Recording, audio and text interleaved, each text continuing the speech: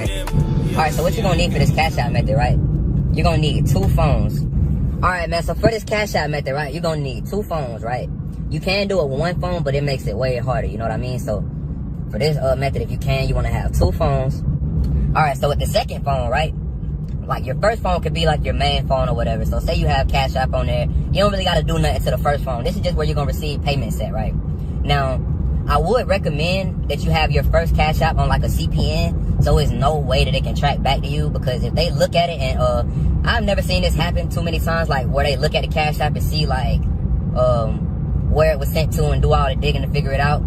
But I'm sure if they wanted to, they definitely could go figure it out. I mean, I think it's just the fact that Cash App's response team is so slow, so a lot of times they don't go and try to do that. But this is, it can still happen. That's my whole point when saying that. So make sure that you're being like very secure when you're doing this. Either make a different Cash App that you can use as your main one to receive the payments, but that's going to be very hard now because of the verification. You might be able to receive like a couple hundred, but if you keep trying to bust it down to like on that account and like cash it out to your bank account, they're going to ask you for verification. You might get away with like 200, like a payment of $200 sent to that Cash App, that new Cash App that you create. But it's going to be very hard, man, especially now with verification, and that's all you'll get from that one. You know what I mean? You want to definitely get more than that. This method has potential to gain 1K a day if you do it right. And plus, you would have to wait once making a new one, because you do have to have some type of history for the method to work.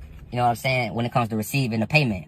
So that's what you'll need for your first one, right? Like I said, for your first one that you're receiving payments on, it could be a regular one that you have, that you made with a CPN to verify.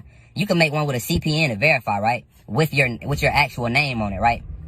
And you're verifying it with this CPN with your actual name on it, because you're able to, you have an ID with that name on it. So you can verify with your ID, but they still won't have no proof or no way to connect anything with you, because it's not your real social security number.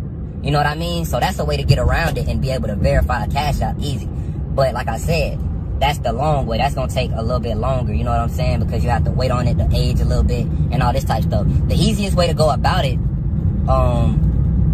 would be just to use your regular one, or like I said, use one with the CPN and wait like 2 weeks. Or you could buy one, because that's what you're going to have to do anyway throughout this method. You're going to have to buy one, so it would just make it where you would have to buy 2.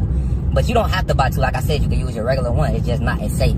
So you're definitely going to have to buy one when it comes to phone 2. So then with phone 1, you're good. But with phone 2, that's when you're going to have to actually buy a Cash App account with transactions. Because this is going to be the one that you connect the fulls to. So with this one, you're going to... I have sites if you need to know where to get those. Like I said, there are plenty of resources. But you have to be very careful. I mean, very careful when looking at these different resources. Because 9 times out of 10, they will be a scam. That's why you need like a trusted resource. If you don't have a trusted resource or a trusted person that you can get those from, if you need those, I do have those. I do also have the resource if you want to go straight to the resource. But you're definitely gonna need that for the transaction to go through. Because if you try to connect it to a brand new account and then like try to connect the fulls to a brand new account, it won't work. You know what I'm saying? If you try to put it through, it won't work most of the time. It has to have a little bit of history on it in order for it to work. So, okay, now, you have that one. And once you bought that one, like I said, if you need to know where to get those, hit me up. Once you have that account linked up to phone 2, wait, I skipped this stuff. With phone 2, when you're downloading Cash App, right?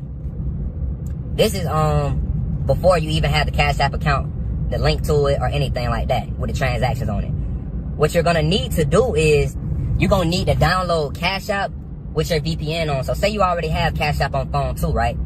You're going to delete it and re-download it with a VPN on. Now, Socks will make this method almost 100% unbreakable. You know what I'm saying? Socks will make this method almost go through all the time. But Cash App isn't as strict as like when carding online or like doing different bank stuff. So you don't always need Socks and like RDP and all that with Cash App. You should be able to get off with a VPN, but it'll be harder sometimes. You know what I'm saying? It'll definitely be harder. So what you need to do is get your VPN, go ahead and download it. Now, turn on your Socks or whatever. If you're going to use Socks, turn on your Socks before you actually go in and start the method on there. You know what I mean? So, okay, boom, you'll turn on your Socks. You got your VPN on, you connect everything. So you go to your second Cash App account. And now this is where you connect the fulls that you have to the Cashapp log that you have. So now you have this Cashapp log with transactions to it, and then you connect the pulls to it to where you can pull the money off. Now also, when you're getting pulls for this, it does have to be a debit card. It can't be a credit card. You can't connect credit cards to Cashapp. Just a word of advice, because I know a lot of people wouldn't know, and they would get on the sites or whatever, or go try to buy a credit card for somebody. A credit card is not going to work on this. You have to get a debit card. Look up some of the best debit cards with the highest limits and try to get that debit card, because those debit cards with the highest limits, those will be the ones that is easier to scam, just because of the simple fact that it's so much money on there most of the time that you already know. Most of the time, it's so much money on there, the little amounts they'll just push through. It's the bigger amounts then that they start to look at as fraud, or is it fraud, whatever. So definitely get like the best debit cards, you know what I mean? So now once you connect that debit card, now you're ready to work. Like I said, now you have, it would definitely be best if you did, well, I wouldn't say best. It would be best for it to go through, but not best for security reasons if you used your actual Cashapp. Because now it looks like it's going from a Cashapp with transactions to another Cashapp with transactions. You might have a little bit of trouble if your first phone, if you have a Cashapp but you don't use the one that is connected with you. If you use like a CPN or something, you may have a little bit of trouble just because it doesn't have a lot of history on it. But that's not always the case. Like a lot of times it will still push through. It's just almost guaranteed when you have another one, when you have it sent it from one with history to another one with history. So okay, boom. Once you do that, you want to add whatever the amount of cash is that you want to take out of this account. Now, you want to be very careful because you don't want to go too far. I would definitely say nothing over 500. You know what I'm saying?